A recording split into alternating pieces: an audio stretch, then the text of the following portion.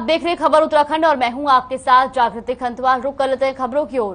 कहते हैं ना कि सच्चे दिल से जो कामना की जाती है वो अवश्य पूरी होती है। कुछ ऐसा ही हुआ रुड़की आईआईटी के एक छात्र के साथ। दरअसल दिल्ली के रहने वाले छात्र विशाल साल 2015 में रुड़की आईआईटी में पीएचडी में दाखिला लेने के लिए आया था। उस समय कांवड़ यात्रा चल रही थी। विशाल ने तभी ये मनोकामना की कि यदि उसका एडमिशन आईआईटी रुड़की में हो गया तो वो शिव भक्तों के लिए भंडारे का आयोजन करेंगे और आज उनकी मनोकामना पूर्ण हो गई। देखिए रिपोर्ट।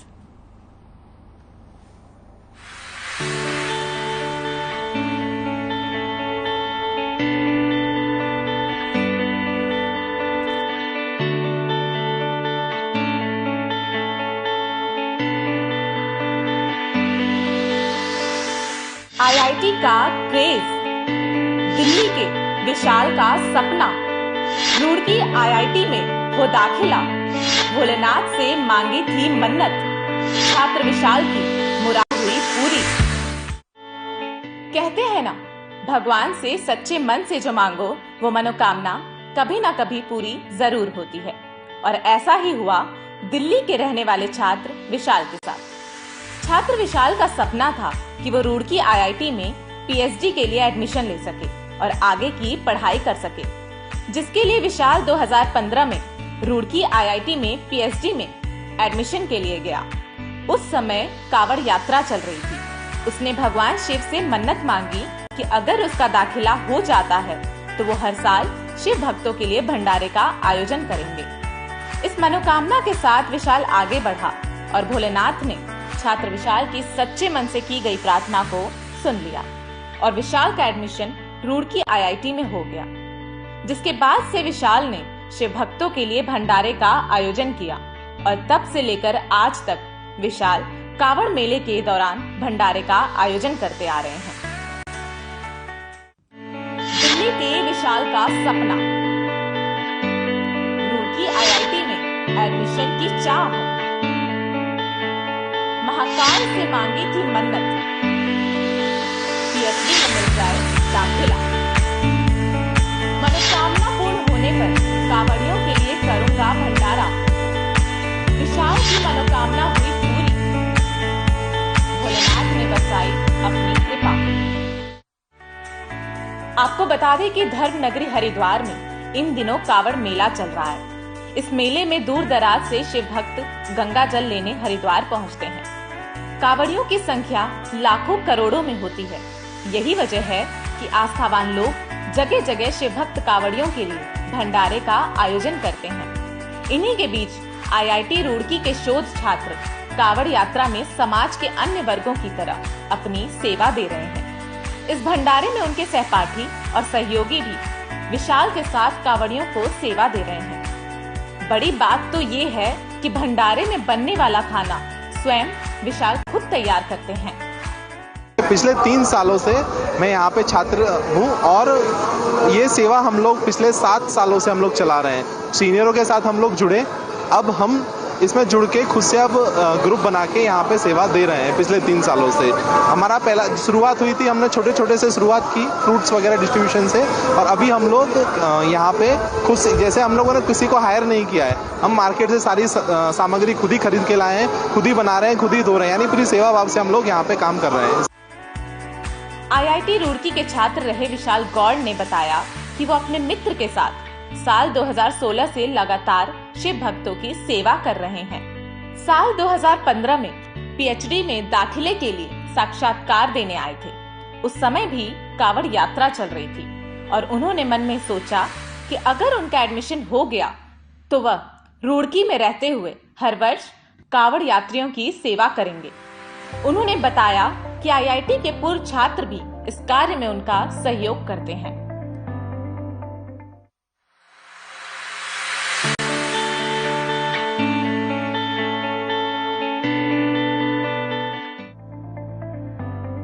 इस विषय पर पूर्व general secretary of institute Ashwini ने बताया कि अलग अलग राज्य से छात्र सेवा में रुचि दिखा रहे हैं और उनका सहयोग करते हैं। वहीं ये छात्र कांवड़ यात्रियों के लिए अपने हाथों से खुद ही खाना बनाकर कांवड़ यात्रियों को बांटते हैं। हर खबर के लिए रुड़की से अरशद हुसैन की रिपोर्ट। मुख्यमंत्री पुष्कर सिंह धामी ने उत्तराखंड के अलग अलग हिस्सों में भारी बारिश से सतर्कता बरतने के लिए कमिश्नर गढ़वाल और कुमाऊं समेत सभी जिलाधिकारियों को आवश्यक कदम उठाते हुए आने वाली हर चुनौती के लिए तैयार रहने के निर्देश दिए हैं। आपको बता दें कि सीएम ने भारी बारिश की संभावना को देखते हुए सभी स्तर पर सतर्कता बरते जाने और सभी विभागों को आपसी समन्वय से कार्य करने के भी निर्देश दिए। सीएम ने पूरे मानसून काल में आपदा की दृष्टि से संवेदनशील क्षेत्रों को चिन्हित कर सड़कें टूटने और धंसने की स्थिति में सड़कों पर यातायात सुचारू करने के लिए जेसीबी और पोकलैंड मशीनें तैनात किए जाने के भी निर्देश दिए हैं, ताकि आम जनता को आवागमन में कोई परेशानी न झेलनी पड़े।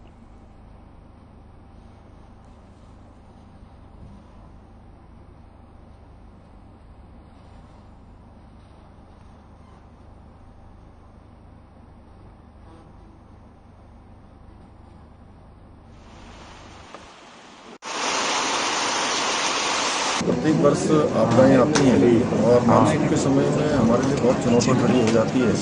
जहाँ भूस्खलन होता है, अतिवृष्टि होती है और आपदा में बड़ी घटनाएं प्रत्येक वर्ष हमारे यहाँ होती रही हैं। उन सबको ध्यान में रखकर यहाँ पर सभी हमारे आपदा प्रबंधन में काम करने वाले सभी अधिकारियों, जिलाधिकारियों, इसके अधिकारियों, SDRF की टीम, NDRF की टीम, इन सभी को पहले से अलर्ट मोड में रखा गया है।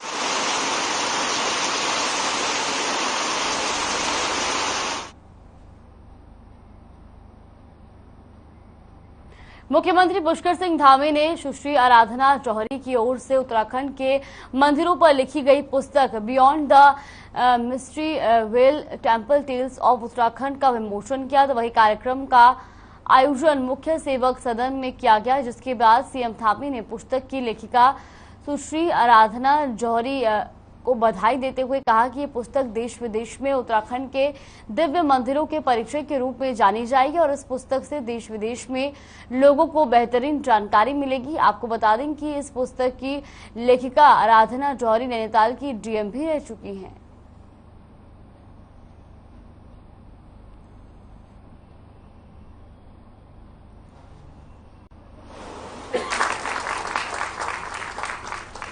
कार्यक्रम पूर्व मुख्य सचिव श्री इंदु कुमार पांडे आना चाहते थे।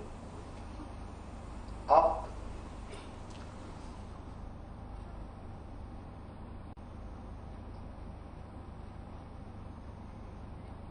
खबर देहरादून से, जहां सरकारी नौकरियों में अनियमितताओं का आरोप लगाते हुए कांग्रेसियों ने सचिवालय का कूच किया। इस दौरान कांग्रेस कार्यकर्ताओं ने सरकार पर भर्तियों में भ्रष्टाचार और अनियमितता की आरोप लगाए। तो वहीं सचिवालय घेराव के दौरान नेता प्रतिपक्ष यशपाल आर्य, उपनेता प्रतिपक्ष भुवन कापड़ी समेत कांग्रेस के प्रदेश अध्यक्ष करण महारा मौजूद रहे। कार्यकर्ताओं ने पैदल मार्च निकालकर सचिवालय की ओर बढ़े, लेकिन पुलिस ने कांग्रेसियों को सचिवालय से पहले सुभाष रोड पर बैरिकेडिंग लगाकर रोक दिया। इससे गुस्साए कांग्रेसी बैरिकेडिंग के ऊपर चढ़ गए और सरकार के खिलाफ नारेबाजी करने लगे। प्रदर्शन के दौरान नेता प्रतिपक्ष यशपाल आर्य ने सरकारी भर्तियों में घोर अनियमितताएं बरतने का आरोप लगाया। तो उन्होंने कहा कि बीजेपी शासनकाल में सरकारी भर्तियों में भ्रष्टाचार को अंजाम दिया जा रहा है और राज्य में सभी विभागों में हो रही भर्तियों में सरकार अपने चहेतों को रेवड़ियां बांटने का काम करे। वहीं इन भर्तियों की जांच सीबीआई से कराने की मांग की है। तो वहीं कांग्रेस के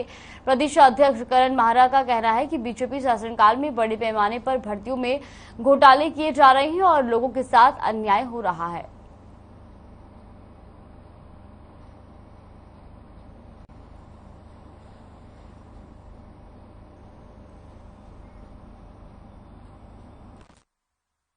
एक मध्यम वर्ग का लड़का उसमें प्रतिघात करके अपने परिवार की रोजी रोटी का सहारा बनता है। उस रोजी रोटी को छीनने का काम जो अधीनस्थ चयन आयोग में बैठे हुए हैं गद्दी पे, चाहे उनके सचिव हो चाहे उनके अध्यक्ष हो, वो बैठे हुए हैं और युवाओं को रोजगार, लोगों से पैसे लेकर छीनने का काम कर रहे हैं। उसके विरोध में, अध्यक्ष को हटाने के विरोध में संतोष बडोनी जी को और मुख्यमंत्री को जगाने के विरोध में अधीनस्थ चयन आयोग में सरकार से मिलकर बहुत बड़ी दांगी हो रही है। सर, ये आपका लोक सेवा आयोग द्वारा प्रदेश का अधियाचन निकाला गया नवंबर 2021 में, लेकिन इसमें सरकार ने कुछ दिन पहले ही संजय बाग की फोटो को हटा दिया, 227 फोटो को का हवाला देते हैं। तो उसके बाद हम तुरंत ही सतपाल महाराज जी को मिले थे, जो मंत्री के थे।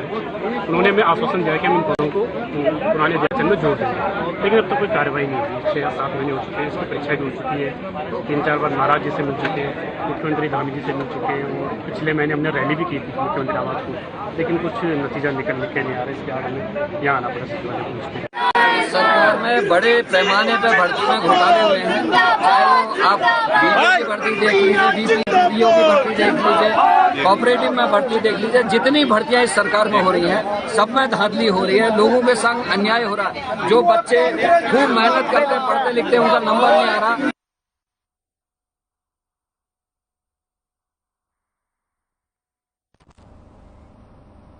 कोरोना महामारी के बाद इस बार का कावड़ मेला काफी बड़े स्तर पर आयोजित किया जा रहा है। शासन और प्रशासन का अनुमान है कि इस बार तकरीबन 4 करोड़ से ज्यादा कावड़िए मां गंगा का जल लेकर रवाना हुए। तो वहीं बुधवार को उत्तराखंड के मुख्यमंत्री पुष्कर सिंह धामी कावड़ियों के स्वागत के लिए धर्मनगरी हरिद्वार पहुंचेंगे। हरिद्वार के जिलाधिकारी विनय शंकर पांडे का कहना है कि कल सुबह 10 बजे मुख्यमंत्री पुष्कर सिंह धामी हरिद्वार पहुंचेंगे, जहां वो कावड़ियों का सम्मान किया जाएगा।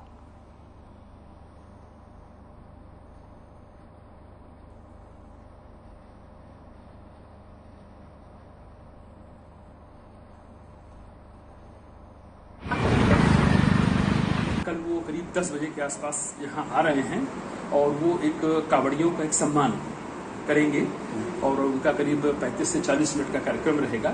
तो ये हम सब के लिए और हर्ष का विषय है कि माननीय मुख्यमंत्री जी अपने व्यस्त समय से ये समय निकालकर यहाँ पर हरिद्वार आए।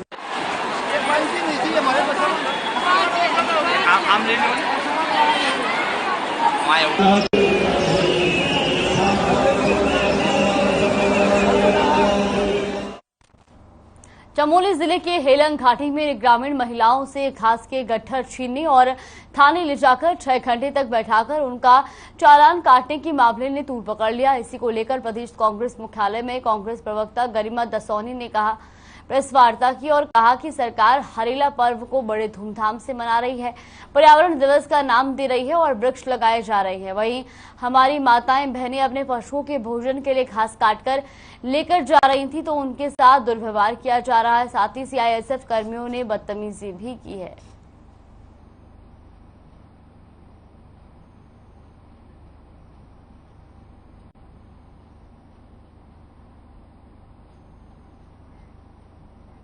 नहीं करना, महिलाओं को घर। चमोली के हिलंगा गांव में जिस तरह से हमारी एक बुजुर्ग मातृशक्ति के साथ सीआईएसएफ के कर्मियों द्वारा धक्का मुक्की की, बदतमीजी की और जिस तरह की यातना की तस्वीरें और वीडियोस आ रही हैं वो झकझोर देने वाली हैं। क्या आज 22 सालों के बाद हम सोचने के लिए मजबूर नहीं है कि पृथक पहाड़ी राज्य इसलिए मांगा गया था कि जिस मातृशक्ति की बदौलत ये उत्तराखंड राज्य हमको मिला, अपने को उन्होंने कुर्बान कर दिया इस प्रदेश के बनने के लिए, अपनी अस्मिता लुटा दी जिन मातृशक्ति ने आज ये दिन देखने के लिए। चंपावत के टनकपुर क्षेत्र में दिल दहला देने वाली घटना सामने आई है, जहां एक स्कूल बस पहाड़ी नाले में बह गई। तो लेकिन इस बीच गनीमत ये रही कि घटना के समय स्कूल बस में सिर्फ चालक और परिचालक ही मौजूद थे। दरअसल उत्तराखंड में इन दिनों बरसात के चलते कई जगह दुर्घटनाओं के मामले सामने आ रहे। मिली जानकारी के अनुसार स्कूल बस मंगलवार की सुबह टनकपुर पूर्णागिरी रोड से स्कूली बच्चों को लेने जा रही थी, जहां बरसाती किरोड़ा नाले पर पार करते समय ये हादसा हो गया। तो वह स्थानीय लोगों की मदद से मौके पर बस का शीशा तोड़कर चालक और परिचालक को बाहर निकाला गया। तो वहीं इस पूरे मामले में एसडीएम हिमांशु कपलटिया ने मीडिया को जानकारी देते हुए बताया कि इस मामले की पूरी जांच के लिए आदेश दिए जा चुके हैं और जांच में घटना के लिए जो भी जिम्मेदार होगा उनके खिलाफ आवश्यक कार्रवाई की जाएगी।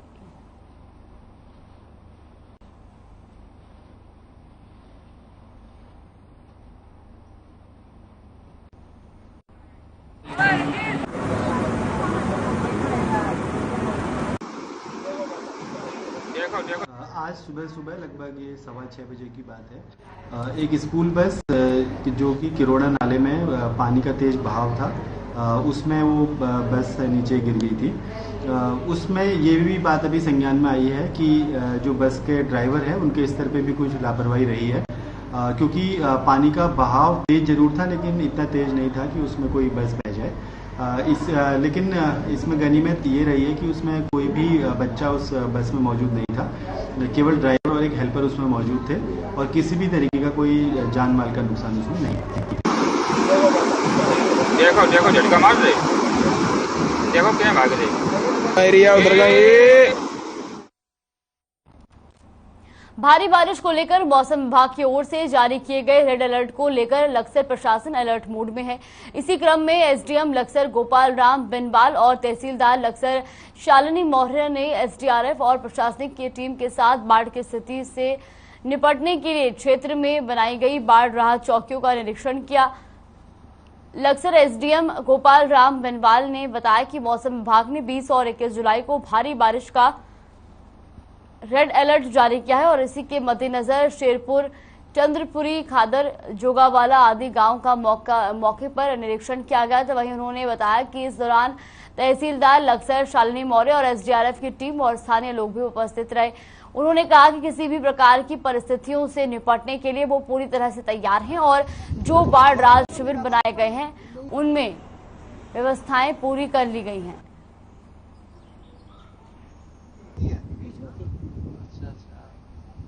गाँव में तो नहीं जाते सर, ये फोटो से स्कूल की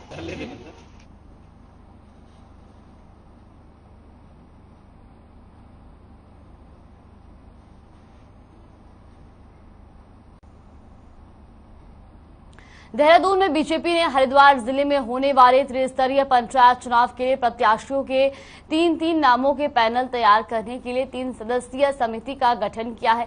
आपको बता दें कि गठित समिति में प्रदेश महामंत्री कुलदीप कुमार, प्रदेश उपाध्यक्ष और बीजेपी विधायक हजान दास और प्रदेश उपाध्यक्ष खिलेंद्र चौधरी को रखा गया है। इस समिति के सदस्य और बीजेपी के प्रदेश महामंत्री कुलदीप कुमार ने मीडिया से जानकारी साझा करते हुए कहा कि तैयार किए गए प्रत्याशियों के नाम के पैनल में किसी भी एक को चुनना यह अधिकारी पार्लियामेंट्री बोर्ड का होगा और यह अधिकार पार्लियामेंट बोर्ड का होगा। और बहरहाल देखना ये होगा कि हरिद्वार जिले में होने जा रहे त्रिस्तरीय पंचायत चुनाव में पार्लियामेंट्री बोर्ड किसके नाम पर मुहर लगाने जा रही है।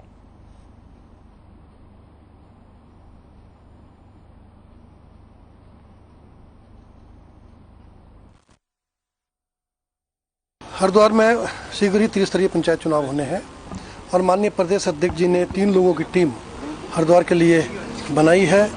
सभी जिला पंचायत क्षेत्रों में जाकर के और जो भारतीय जनता पार्टी के वरिष्ठ और कर्मठ कार्यकर्ता होंगे और जिताऊ कार्यकर्ता होंगे उनका एक पैनल बना करके हम माननीय प्रदेश अध्यक्ष जी को सौंपेंगे और उसके पश्चात ही अपने जो प्रत्याशी हैं उनको भारतीय जनता पार्टी अलग अलग जिला पंचायत शहरों में अधिकृत करेगी।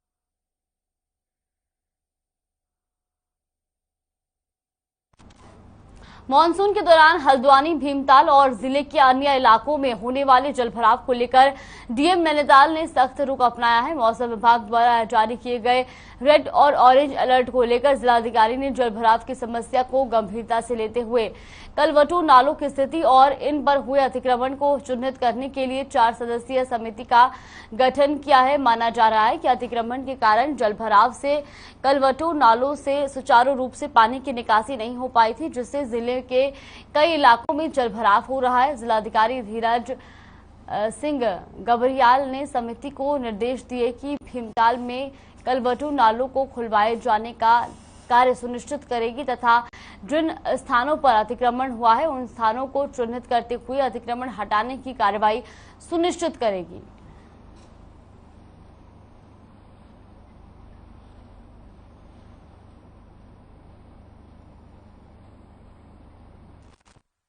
इसमें देखिए कहीं न कहीं जो जलभराव की स्थिति है उसके लिए बहुत सारी चीज़ें हैं। एक तो ये भी चेक करवाना है कि कहाँ अतिक्रमण हुआ है, किन लोगों ने अतिक्रमण किया है। इसका स्थायी समाधान तभी हो सकता है जबकि हम अतिक्रमणों को चिन्हित करें और उसकी सफाई करें और जिन जिन जगहों पे नाले की सफाई करनी है वहाँ करवाएं और जिन जगहों पर अतिक्रमण हटना वो हटाएं, और जिन जगहों पे जलस्तर बिना अतिक्रमण के भी ऊपर उठ रहा है, ऐसी जगहों पे कहाँ पे प्रोटेक्शन का काम हो सकता है तो ये काम करवाएं।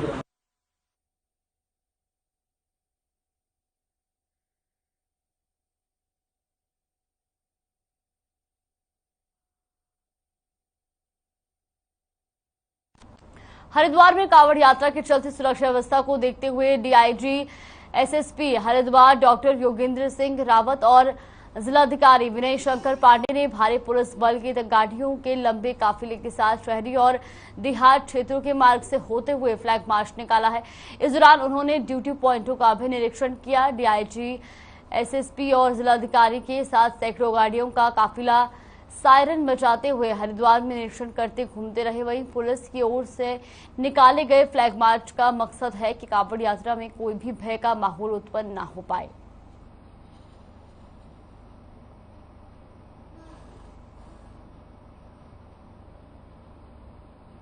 आज जनपद के सभी पुलिस और प्रशासन के अधिकारियों ने, सारे सेक्टर ऑफिसर्स, जोनल ऑफिसर्स और सुपर जोनल ऑफिसर्स के द्वारा जनपद के जो भी संवेदनशील स्थान है वहां पर फ्लैग मार्च निकाला गया, जिसमें कि सभी लोग यहां पर सम्मिलित हुए थे। इसके अलावा ट्रैफिक की व्यवस्थाओं को एक बार फाइनली टच किया गया।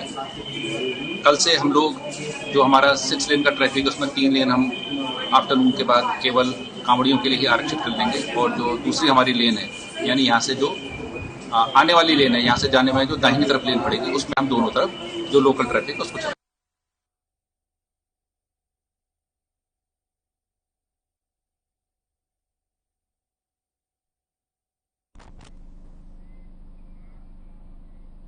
हल्द्वानी में कुमाऊं रेंज के डीआईजी नीलेश आनंद भरने ने प्रेस वार्ता की और बताया कि अब फरियादियों को विभिन्न प्रकार के गुमशुदगी के बारे में तहरीर के लिए थानों के चक्कर काटने नहीं होंगे।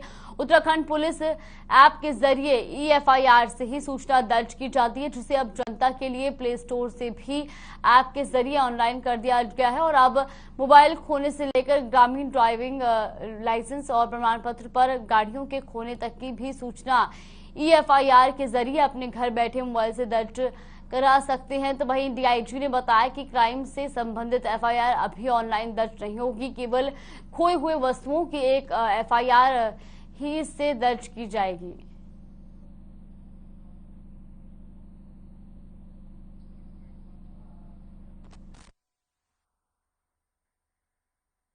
अभी तक जो है उत्तराखंड पुलिस के कई सारे ऐप जो है वो गूगल प्ले स्टोर पर चलते थे। जैसे ड्रग्स के लिए अलग ऐप था लक्ष्य, उसके बाद जो है महिलाओं के लिए गौरा शक्ति ऐप था, उसके बाद जो है ट्रैफिक का आई ऐप अलग था। तो कई सारे ऐप जो है वो उत्तराखंड पुलिस के एक ही जगह पे इकट्ठा करके उत्तराखंड पुलिस ऐप इस सिंपल नाम से अभी जारी किया गया है। तो आम जनता अगर उत्तराखंड पुलिस ऐप अगर इसको डाउनलोड कर सकती है तो विभिन्न सेवाएं आम नागरिकों को एक ही क्लिक पे वो सारी सेवाएं मिलेगी। अगर उसको महिलाओं के बारे में, महिलाओं से संबंधित जानकारी, कानूनी हेल्पलाइन नंबर या कोई महिला समस्या में आ जाती है तो उसको गौरा शक्ति ऐप वहीं पे मिलेगा जो उत्तराखंड पुलिस ऐप में। तो ये जनता के लिए बेहद कारगर एक ब्रह्मास्त्र।